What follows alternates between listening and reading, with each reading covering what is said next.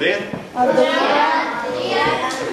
Šodien pie jums viesojās pārstāvji no biedrības Tēvijas sargi, Varis. Un kāpēc mēs esam šeit ieradušies? Mēs esam šeit ieradušies, lai jums pastāstītu nedaudz un parādītu, protams, pats interesantākais par militāro tūciņu. Un visu to, ko mēs jums šodien rādīsim, jums ir iespēja arī pašiem apgūt pie mums piekdienās 7:30 attiecīgi Valmierā nodarbības, Valmieras pārgājas ģimnāzijā. Un vairāk informācijas par mums var atrast mājaslapā tvijssargs.com vai internetā vienkārši ierakstot Tēvijas sargi un varat atrast daudz vērtīgas informācijas. Un tad īsumā par to, ko mēs nodarbojamies. Mēs galvenokārt nodarbojamies ar militārās tūciņas apmācību. Un, protams, ir arī dažādi citi pasākumi, gājieni, pārgājieni, nometnes un tā tālāk. Īsumā, tad, kas ir militārā tūciņa? Militārā tūciņa atšķirās no pārējiem cīņas sporta veidiem ar to, ka mēs cenšamies visas lietas, ko mēs mācāmies, pēc iespējas tuvāk reālajai dzīvē. Ja, piemēram, kaut kādā sacensībām vai vēl kaut kur ir kaut kādi atļautie paņēmieni, aizliegtie paņēmieni, ja, tā drīkst sist, tā nedrīkst, tad, kā zināms, tad dzīvē drīkst sist visādi, kā sanāk, un bieži vien citi tā arī dara. Un mūsu uzdevums attiecīgi ir pielāgoties jebkurai situācijai, kas attiecīgi ir mūsu gadīties. Un tā viens no pamatiem ir tas, ka mēs izmantojam dažādus, teiksim tā, fizikas pamatprincipus un izmantojam tos savā labā. Tas ir nepieciešams, lai mēs varētu ietaupīt savu spēku, netērēt tur, kur tas nav vajadzīgs. Visi, kuri mācās fiziku, vai vismaz dzirdējuši tādu vārdu, paceļ roku, lai vismaz daudz būtu skaidrs. Tātad, jo šoreiz ir drusku vairāk fizikas eksperti. Ja? Varbūt kāds zina pateikt, kas ir svira? Visi aizmirsīši. Bet tātad vismaz lapas ir grābuši un lapas vismaz dārzā droši nesat rakuši. Ja? Un redzēt, svira, patiesībā ir tāds ciets ķermenis, ja? Kuram ir kaut kāds atbalsta punkts un attiecīgi divi pleci. Tajā brīdī, kad mēs esam apši plecus atstājam līdzsvarā, viņš šeit ļoti jauki stāv un nekas nešopar. Savukārt, tā, ka mēs pārbīdam šo plecu, piemēram, tā, ka viens ir garāks, otrs ir īsāks, mums parādās tāda lieta, ka šo plecu šeit mums ir jāpliek lielāks spēks, lai noturētu, nekā šajā galā. Ja? Šajā galā, redzēt, viņš jau principā pats krīt uz leju. Kāds ar visām sakars ar cīņu, ja? To nenotiek. Ja? Tad cilvēks ir ieķēries, ja? Jums uzbrucis ar koku vai vēl kaut kur. Un šeit parādās atkal šis sviras princips. Ja? Attiecīgi, izmantojot fizikas zināšanas, mums nav nepieciešams izmantot rupi fizikas spēku, lai šo koku atņemt. Ja? Bet, redzēt, nav viegli. Ja? Cilvēks normāli tur ar visu spēku. Ja? Savukārt, izmantojot fizikas principus, mēs varam atbrīvoties ļoti viegli. Ja? Turklāt pie reizes viņu saspērnot un izmantojot viņa paša spēku un masu pret viņu. Ja? Tas pats, protams, darbojas ne tikai tā, ka jums ir koks. Bet arī tad, ja jūs saķert, piemēram, roka, ja, vai jūs pie apģērbs atvērts. Ja? Atkal mēs nevis kaut kur viņu draujam, ja, projām, kaut kur. Ja? Varbūt vienu rokas varētu izraut, mēģināt. Ja? Bet var gadīt, ka spretnieks ir daudz spēcīgāks. Ja? Viņi tur vai vairāk, vai kā citādi. Varbūt ir kāds brīvprātīgais, tas spēcīgāks džeks.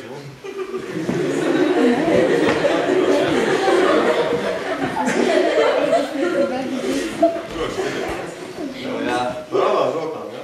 Ja? Tātad...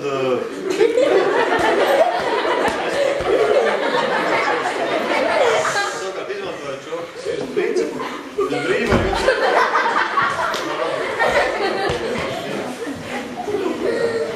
Piekritīsiet, ja, tagad, 4 rokas spēcīgāks par manu vienu. Savukārt izmantojot šo sviras principu, bet visam brīvi var atbrīvoties. Nebija sarunā šobrīd. Paldies! Nav par ko? Jā, tātad tas ir viens. Tātad pirmkārt mēs cenšamies ietaupīt savu spēku, neizmantot to, kur tas nav vajadzīgs. Nākamais, pie sitienu noņemšanas. Kurš no jums ir gājis vai kādās austrumu cīņās vai vēl kaut kur vai filmas redzējuši izvērsā? Nu, jā, ir kaut kādi saucamie cietie bloki. Ja, piemēram, nu, jums tik cits cilvēks citieni, ja, un jūs šeit viņam liekat kaut kādu bloku. Nu, esat redzējuši. Jā. Kas notika, ja šajā pašā gadījumā viņš tas iztur koku, ja, un šeit uzlikt šādu bloku. Ja? Visticamāk, man būtu jauna locītā. Attiecīgi, ja es to nevēlos, ja, man ir jāiet projām no šī uzrukuma līnijas. Es nedrīkstu palikt šajā pašā lakā. Ja? Līdz ar to man ir nepieciešams iet vai nu pa augšu, vai šajā gadījumā vieglāk būtu pa apakšu.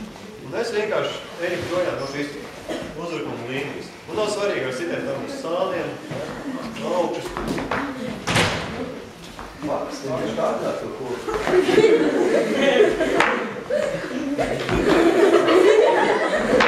Ja, taisniet dūriem.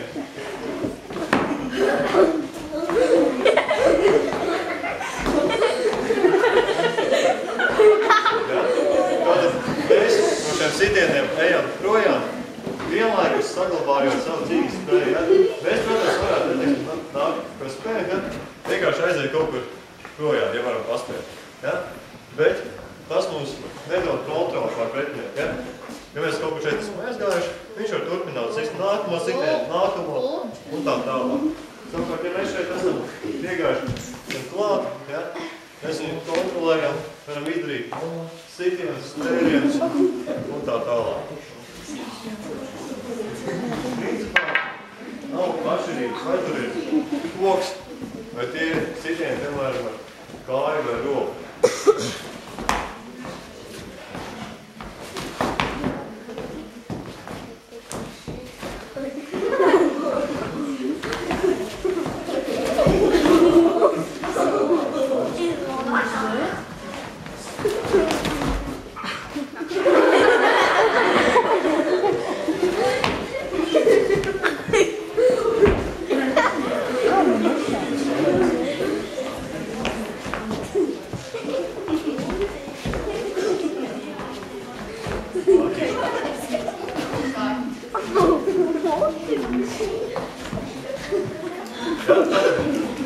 Mūsu uzdevums ir aiziet projām no šīs uzbrukuma līnijas, saglabājot savu veselību.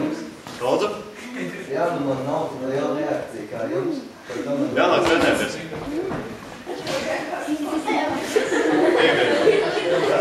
Tātad nākamais darbs ar ieročiem. Ja? Mēs jau šeit apskatījāmies darbu. Ja? Attiecīgi cilvēks sit ar kaut kādu koku un tam līdzīgi. Bet kas pēc būtības ir ierocis? Automāts. Ja? Automāts arī ir ierocis. Ja? Reizēm tajā brīdī, ka viņam klotas beigušās, ja? Tas paliek par parastu dzelzes gabalu. Ja? Ar viņu var sist, tieši tā. Ja?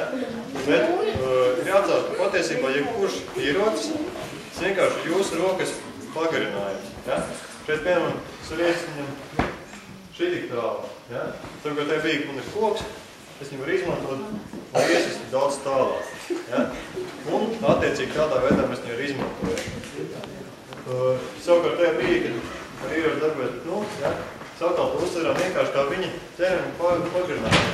Un šādi caur šo ieroci mēs varam uz viņu iedarboties.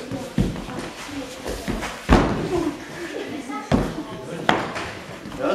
Tātad, jebkurš ierocis, viņš var strādāt jūsu labā, ja? Piemēram, viņš palīdz viņam sist, ja?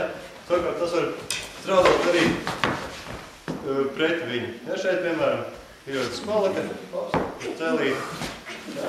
Šeit, piemēram,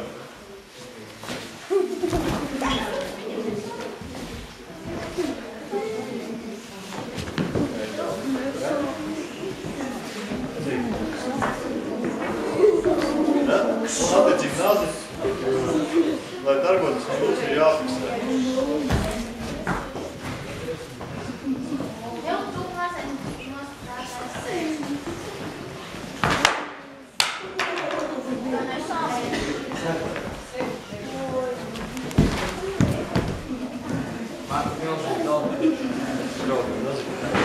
Ja? Var gadīties, ka ierocis ir jums pielikts, lai draudātu. Ja?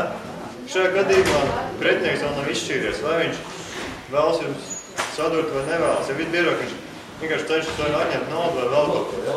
Šādā gadījumā jums uzdevums ir pirmkārt atkal šo ieroci fiksēt pie sevis, ja? Lai viņš nevarētu šeit brīvi darboties. Ja? Pamēģiniet tagad iedurt. Ja? Viņš šeit nevar īstenībā reiz iedurt, jo es ieroci piefiksēt pie savu ķermeni. Protams, šādā stāvoklī jūs nevarat ilgi stāvēt. Ja? Viņam otra roka brīva, kājas, viss cits. Ja? Tātad mans uzdevums no šī stāvokļa pēc iespējas ātrāk iet projām. Ja? Pie kakla. Ja? Atkal tas pats. Jums nav šeit ļoti daudz laika. Ja?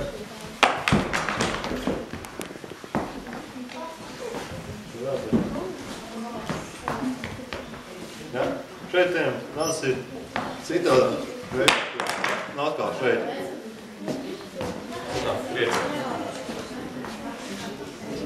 Tikpat labi jūs varat darboties par vienu ieroci pret otru.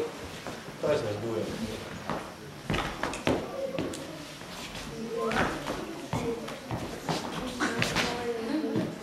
Ja? Tad mēs izmantojam ieroci savā labā.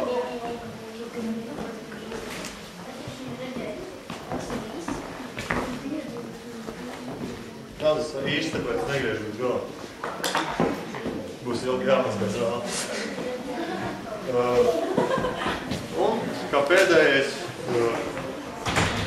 ko mēs attiecīgi mācāmies arī nodarbībās, tā ir dažāda veida triecienu noņemšana. Kā jūs redzēt, triecienus mēs principā noņemam pēc iespējas maigāk, tā lai netraumētu savu pašu ķermeni. Un viena no tādām lietām, kas ir jātrenēs, ir kūleņu un kritienu tehnika. Attiecīgi, ja jūs mākat noņemt triecienu pret zemi, jūs iemācīsieties arī labāk noņemt dažādas citas triecienas, kas tiek jums izdarīt.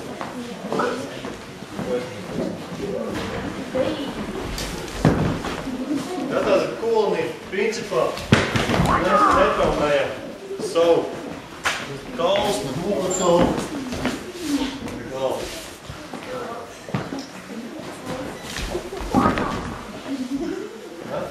Tikpat labi ieroci, mēs varam izmantot arī šo kūlenu, lai satvert kādu ieroci, kas ir uz zemes. Piemēram, šeit ir kā pretinieks, ejot viņam klāt, mēs ejam kūlenīt, un šeit jau ceļoties augšā mums ir ierocis gatavs darbā.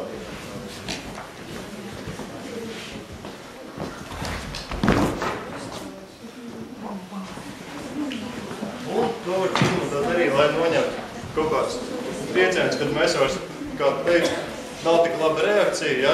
Nepaspējām, ja? Piemēram, es ar jums runājos, jo viņš to laiku jau sāk spēt. Ja? Arī šādā veidā mēs varam noņemt šo triecienu.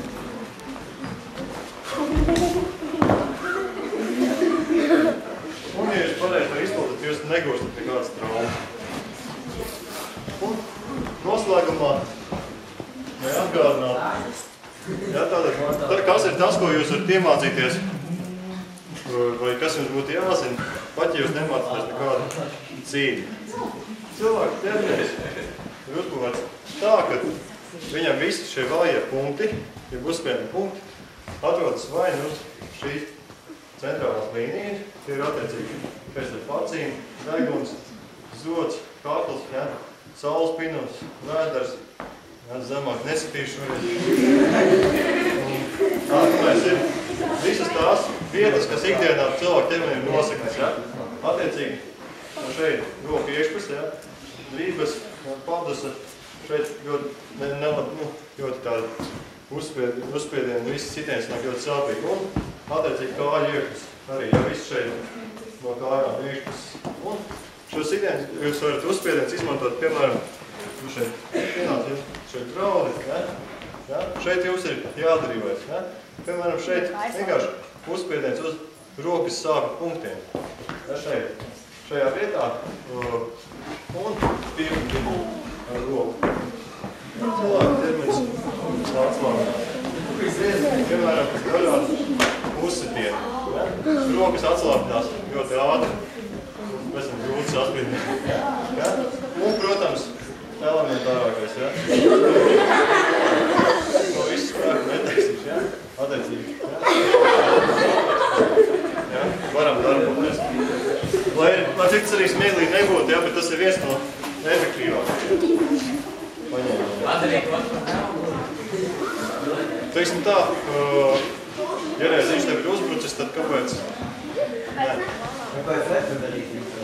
Ja, protams, ir jāņem vērā, ja, vai tas ir, teiksim, tavs skolas biedrs, ja, kurš tev vienkārši prasa jau iedot mājasdarbu norakstīt, ja, vai tas ir tiešām tā, ka tev ir apdraudējums tev vai dzīvībai, ja. Vienkārši jāizvērtē šī situācija. Un, vēl, kas jums jāatcerās, ka jūs nevienā brīdī patiesībā neesat neapbruņoti. Pirmkārt, jums ir visiem lielākā daļā, es ceru, ka ir zobi, nagi, ja, dūras, kaut kādas kurpes, cieta portgali. Un tie ir dažādi priekšmeti, kas jums ir ikdienā līdzi. Teiksim, telefons, cietā korpusa, atslēgas, ja? Nu, jā, tas pats saucamais ezītis, ja saliekam atslēgas. Ezīti jau šādā veidā jau izdarot sitienu, uzspiedienu, viņš ir jau bīstamāks nekā vienkārši ar roku uzspiediens. Un ar visiem šiem cietajiem priekšmetiem, kas jums līdzi, mēs attiecīgi iedarbojamies uz šiem sāpju punktiem. Ja, teiksim, saulīt, ja, piemēram, uz ausīm, ja, ļoti nepatīkams, lēcis šeit. Ja, tātad, es principā neesam nevienu brīdi neapbrunāt. Tā, jautājumi?